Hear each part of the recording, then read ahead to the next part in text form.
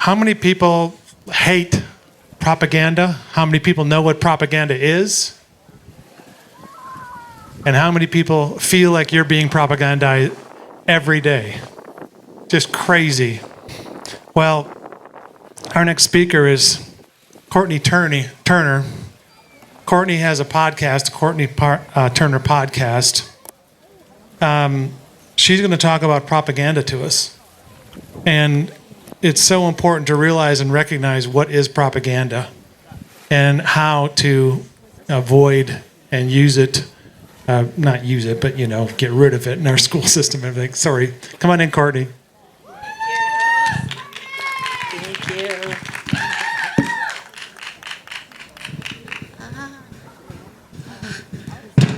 Great. Thank you all for being here in this weather.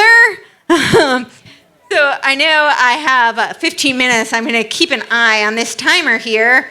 And I'm doing Propaganda 101, which really, just even 101, could take a full year. I think this is just one of the most important topics for people to understand, because I think it is the oldest tactics of the oligarchs for brainwashing and mind control. And we're seeing this from every scale. Locally, I experienced it personally when I went to the state capitol. The effects of propaganda, how brainwashed and how mind controlled they were. And, really just I think in many cases, not even aware. We're certainly seeing it from the, biggest umbrella, the UN and all of the policies they're trying to impose upon us under the guise of things that sound lovely, who like social justice and equity and, all of these wonderful platitudes that they have crafted, these very beautiful slogans. I always say that if I could only have the marketing team for the UN, I would probably be very, very successful. We all could use their marketing team. And that's essentially what propaganda is. So I thought I would start off by reading you a quote from one of the leading propagandists himself, if I can find it. Maybe I will find it here. All right, so here we go. If I can read it. All right. The conscious and intelligent manipulation of the organized habits and opinions of the masses is an important element in the democratic society. Those who manipulate this unseen mechanism of society constitute an invisible government, which is the true ruling power of our country. We are governed, our minds are molded, our tastes are formed, ideas suggested, largely by men we have never heard of. This is a logical result of the way in which our democratic society is organized. Vast numbers of human beings must cooperate in this manner if they are to live together as a smoothly functioning society. In almost every act of our daily lives, whether in the sphere of politics or business or social conduct or our ethical thinking, we are dominated by the relatively small number of persons who understand the mental processes and social patterns of the masses. It is they who pull the wires which control the public mind. Men, in parentheses, people, are rarely aware of the real reasons which motivate their action. And of course, this was said by Edward Bernays in his famous monograph called Propaganda, which he published in 1928. And Edward Bernays, I'm sure many of you have heard of him, he was a double nephew of Sigmund Freud, and his nephew is the founder of today's modern propaganda machine. Some of you may have heard of it. It's called Netflix. And his name is Mark Randolph Bernays. So you can see they typically keep these things in the family line. And Edward Bernays is a very instrumental figure throughout history. I would argue that his propaganda messaging was largely responsible for the advent of World War I. I would argue that I certainly don't think that America would have been a part of World War I. They called it the Great War at that time. But at the very least, for garnering the funds, because his messaging was instrumental in getting the support from the American populace for things like the Federal Reserve Act, the 16th Amendment, the Tariff Act, and all of these things were needed in order to fund World War I. He was also instrumental in overseeing Woodrow Wilson. Woodrow Wilson was he was the first president to actually use the term New World Order and to advocate for the New World Order. And he actually ran on the campaign that he would not get us into World War I. Americans, surprisingly enough, did not want to be engaged in this great war. And so there was a lot of propaganda needed in order to garner the acquiescence from the American populace and the British populace to engage in the war on the side of Great Britain. And one of the terms that they stigmatized was isolationists. And some of you may have remembered they reprised this when Ron Paul was running for president, and he was garnering a lot of support from the political right, right? A lot of them were championing him. He was actually a real contender, and they would say things like, oh, we really like his economic policy, but, we can't have this crazy isolationist. His foreign policy is just Looney Tunes. And this was a way of creating very effective, successful propaganda that I think cost him from being a real contender. And this goes all the way back to the British War Propaganda Bureau in 1916. And the British War Propaganda arose out as a propaganda bureau in combatants to the German Propaganda Bureau.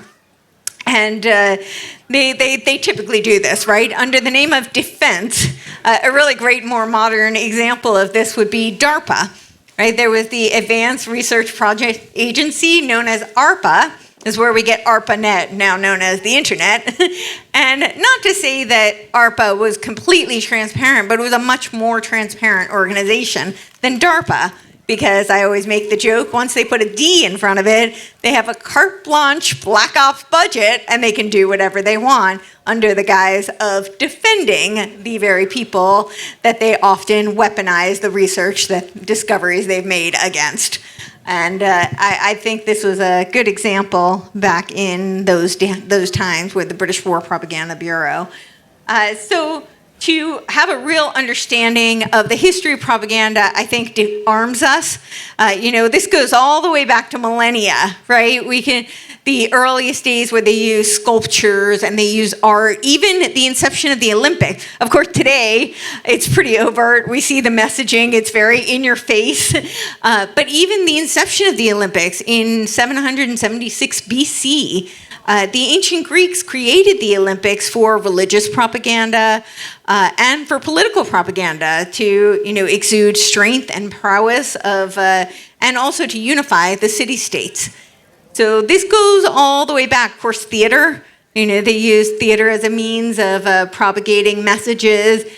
So where does propaganda originate? The term propaganda actually comes from the Latin propagare, which means to propagate, right? To extend forth, to spread, to disseminate widely.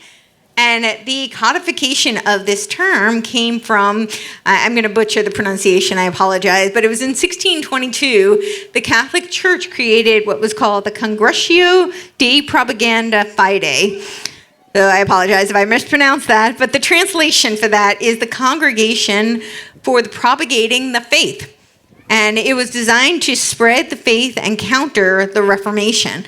And this marks one of the first institutionalized uses of a structured approach to influencing the public perception, which is essentially what propaganda is, right? So I wanted to look up what was a specific definition for you of propaganda. Propaganda is defined as the deliberate, systemic effort to shape perception, manipulate beliefs, and influence behavior in order to achieve specific goals, typically political or ideological, although I would argue that it's also for socially engineering the masses, culture creation. We saw a lot of that in the Cold War. It's a really great example of how they use culture creation for propaganda. It involves the dissemination of biased, misleading, or selective information to persuade an audience towards a particular viewpoint or action. Propaganda often appeals to emotions rather than reason and can be used to promote both positive causes or negative agendas, such as political or wartime efforts, like I used the example in World War I. And the reason why it appeals to emotion is because people have a visceral reaction to emotions. When they're emotionally triggered by something, they respond immediately, and they often don't even realize they respond or know why. Whereas when something is a logical argument, people have a little bit of distance, and they can often craft an argument, and they have some separation from that argument itself. So emotions are really effective in manipulating people. So what are some of the key elements of propaganda? Purposeful communication, right? So it's created with a specific agenda in mind. It's not just, generic messaging. There's an intention and a perceived outcome. Manipulation of information often distorts facts or selectively presents information to suit its goals.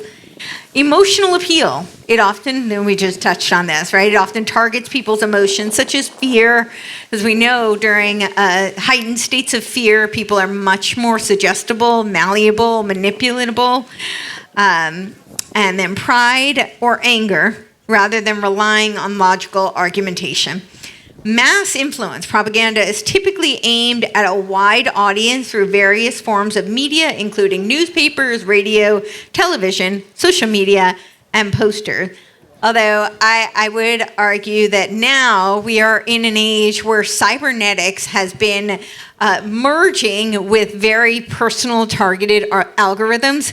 So we're in an age where propaganda is not just mass scale messaging. It used to be through billboards or through television commercials or newspapers and so forth. Now they data mine through social media, or not even just social media, but just your generic internet search, even if you don't use Google. They are able to data mine, and then they create these cybernetic feedback loops where they're able to personally target messaging to each individual based on the information they've collected. And this is where they can shape people and silo people using this type of targeted propaganda. So I think the technology, just like the printing press in 1440, was a huge pivotal moment for propaganda.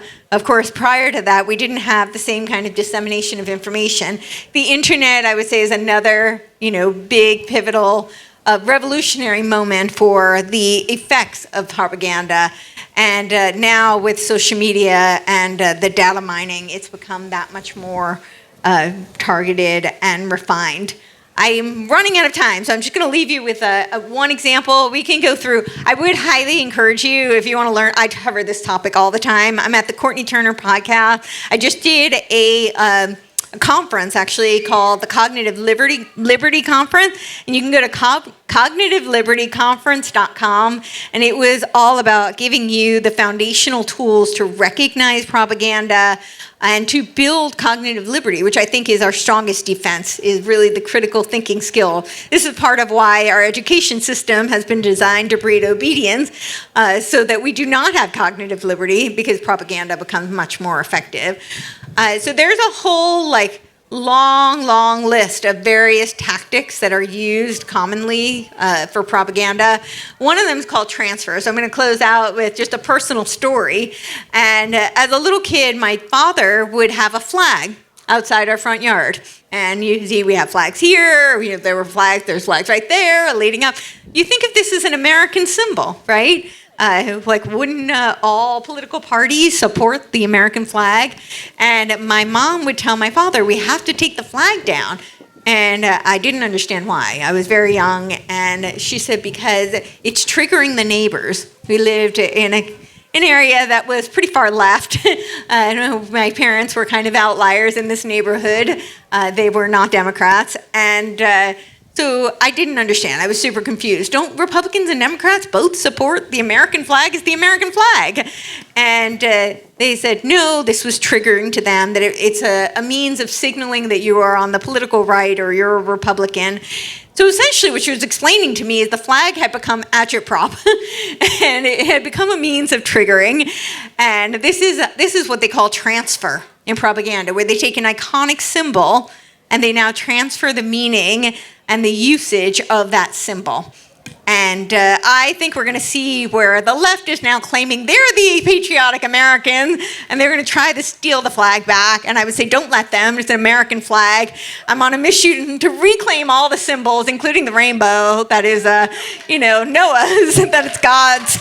That's not the left. So, yeah, I hope that this gives you a little bit. I know it's a snapshot, but the better we get at discerning and recognizing their tactics, I think that the more apt we can become to discern what propaganda is, to step back and, not to just blindly fall into whatever messaging and, slogans they use, no matter how appealing they may be. So thank you so much. You can find me at Courtenay Turner Podcast, and I talk about propaganda all the time. Awesome job, Courtenay. Way to go. So grateful for all your work.